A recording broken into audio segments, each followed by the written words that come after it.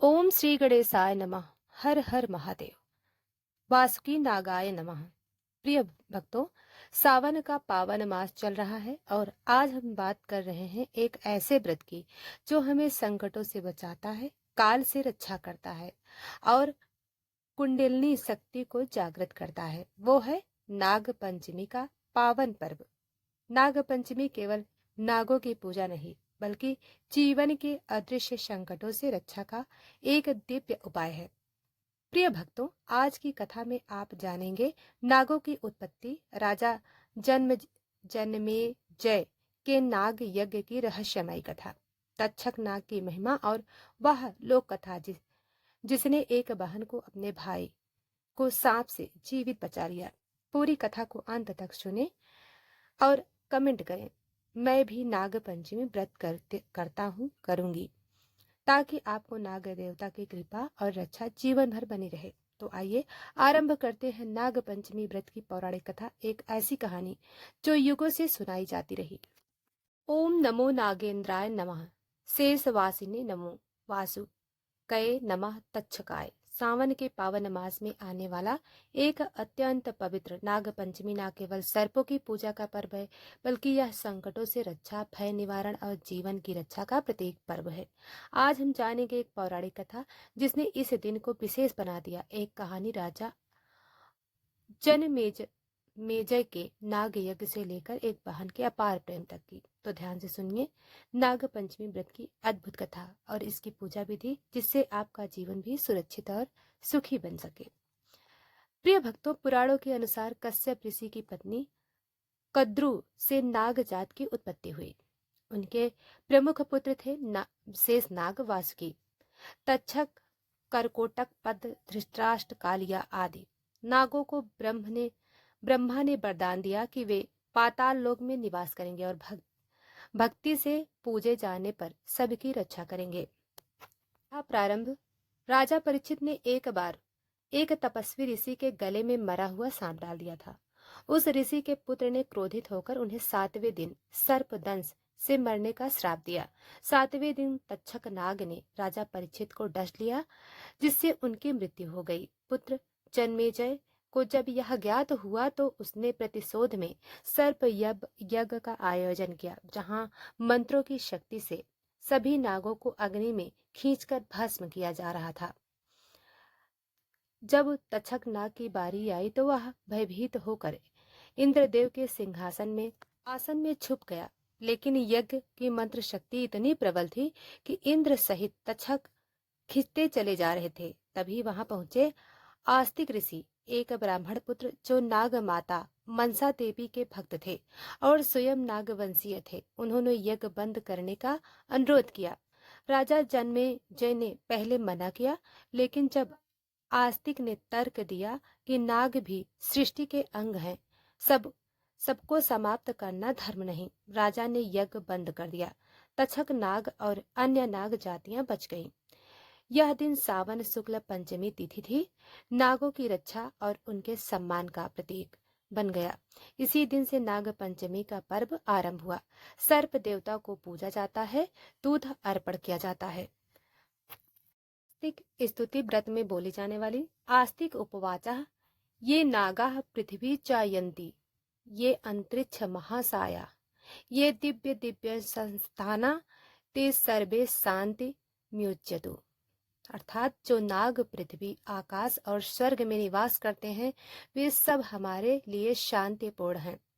प्रिय भक्तों, क्रोध में किया गया कर्म विनाशकारी हो सकता है। क्षमाशीलता धर्म और संतुलन का प्रतीक है। नागों की पूजा शिव भक्ति का ही भाग है। हर जीव की सृष्टि में भूमिका है और नाश धर्म नहीं। राजा परीक्षित और तक्षक नाग की कथा हमें सिखाती है कि प्रतिशोध से नहीं, क्षमा और विवेक से समाज और धर्म की रक्षा होती है। प्रिय भक्तों, अब आइए श्रवण करते हैं ऋषि उंतक और नागों से जुड़ी विस्तृत पौराणिक कथा। प्रिय भक्तों, यह कथा महाभारत के अश्वमेधिक पर्व और स्कंद पुराण में वर्णित है। सर्प यज्ञ, नाग यज्ञ और नाग पंचमी की पृष्ठभूमि में इसका गहरा संबंध है। ऋषि उंतक एक तपस्वी और ब्रह्मज्ञानी थे। वे गौतम ऋषि के शिष्य थे और वर्षों तक कठोर सेवा में लीन रहे। जब उनका गुरुकुल जीवन पूर्ण होने को आया, तो उन्होंने गुरु माता से वर मांगा कि आप बताइए मुझे क्या देना है। गुरु माता ने कहा, राजा पुण्य श्रवस की रानी की बहुमूल्य कान की बालियां कुंडल लाकर दो, मैं वही मांगती हूँ। ऋषि उनतक ने यात्रा की और राजा से कुंडल प्राप्त किए। जब वे वापस लौट रहे थे, तभी मार्ग में विशाल अजगर तक्षक नाग प्रकट हुआ। उसने उनका मार्ग रोका और किसी भिखारी ब्राह्मण का रूप लेकर कुंडल मांगे। जब उनतक ने मना किया तो वह अपने असली रूप में आ गया। वह था तक्षक नाग। तक्षक नाग ने उन बहुमूल्य कुंडलों को छीन लिया और उन्हें पाताल लोक ले गया। उनतक क्रोधित हुए, लेकिन वे असहाय थे। उनतक ने भगवान इंद्र से सहायता मांगी। इंद्र ने वज्र से एक मार्ग बनाया जिससे उनतक पाताल लोक गए। वहां उन्होंने तक्षक को देखा। वह देवताओं के यज्ञ में सोम रस पीकर बैठा था। उनतक ने यज्ञ के धुएं और मंत्रों से वहां भीषण अग्नि उत्पन्न की, जिससे तक्षक भयभीत हो उठा और कुंडल लौटाने को भी बस हो गया। उनतक ने सफलतापूर्वक कुंडल वापस लाकर गुरु माता को भेंट किए, परंतु उसके मन में तक्षक नाग के प्रति रोष बना रहा, क्योंकि उसने एक ब्राह्मण का कार्य रोका और धर्म का अपमान किया। वर्षों बाद जब राजा परीक्षित की मृत्यु तक्षक नाग के दंश से हुई, तो परीक्षित के पुत्र जन्मेजय ने जब सिंहासन संभाला, तब ऋषि उनतक ने ही जन्मेजय को उकसाया, हे राजन, तक्षक ने तेरे पिता की हत्या की और मेरे जैसे ब्राह्मण का अपमान भी किया। तो संपूर्ण नाग जाति का विनाश कर। यही प्रेरणा बनी महान सर्प यज्ञ नाग यज्ञ की, जहाँ सभी नागों को अग्नि में बलि देने का निर्णय हुआ। प्रिय भक्तों, ब्राह्मणों को पीड़ा देना महान पाप माना गया है। स्वार्थ या प्रतिशोध में कोई भी जाति का संहार धर्म के विरुद्ध है। इंद्र, तक्षक और उत्तंग ये सभी देवताओं और ऋषि की भूमिका में सृष्टि की लीला दर्शाते हैं। तक्षक जैसे नाग शक्तिशाली है, परंतु धर्म के सामने उनका भी मस्तक झुकता है।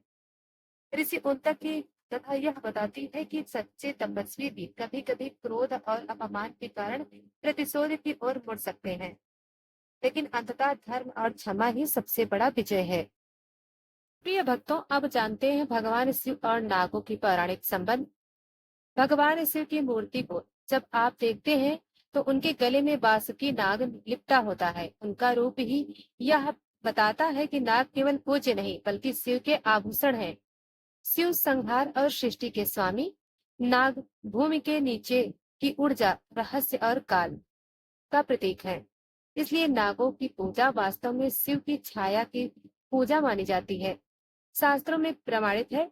स्कंद पुराण में वर्णन है कि नागः संभोर लंकारः, अर्थात नाग भगवान शंकर के अलंकार कहने हैं। महाभारत अनुशासन पर्व में भी यह कहा गया है कि जो नागों की पूजा करता है, वह शिव के संकल्प को पूरा करता है।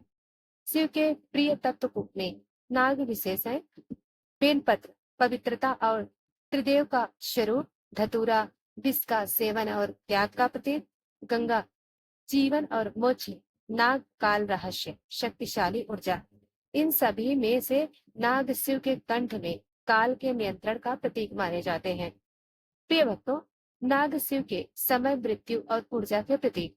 नाग का हन चेतना, नाग का शरीर ऊर्जा प्रवाह कुंडलिनी शिव नाग के गले में धारण करते हैं, यानी वह काल, मृत्यु, भय सब पर नियंत्रण रखते हैं। जो नाग की पूजा करता है, वह यह स्वीकार करता है कि शिव के साथ डर, मृत्यु और अंधकार भी सौंदर्य है। जिसे हमने अपनाया तो वही मोक्ष देगा। सावन मास में भगवान शिव को समर्पित है नाग पंचमी और सावन शिव और नाग की संगति। नाग पंचमी सावन शुक्ल पंचमी को आती है। यह केवल नागों की पूजा नहीं, शिव के ऊर्जा तत्वों की पूजा है। यही कारण है कि सावन में नागों को दूध चढ़ाना, नागों की पूजा करना सीधा शिव पूजन का रूप है। प्रिय भक्तों, शिव केवल गंगा, त्रिशूल और चंद्रमा में नहीं, नाग में भी नागों की पूजा केवल है नहीं, बल्कि भगवान शिव की पूर्ण भक्ति है। इसलिए सावन में नागों की पूजा करके आप शिव से सीधा संबंध जोड़ सकते हैं। प्रिय भक्तों, अगर आपको यह कथा अच्छी लगी हो तो वीडियो को लाइक और चैनल को सब्सक्राइब करें।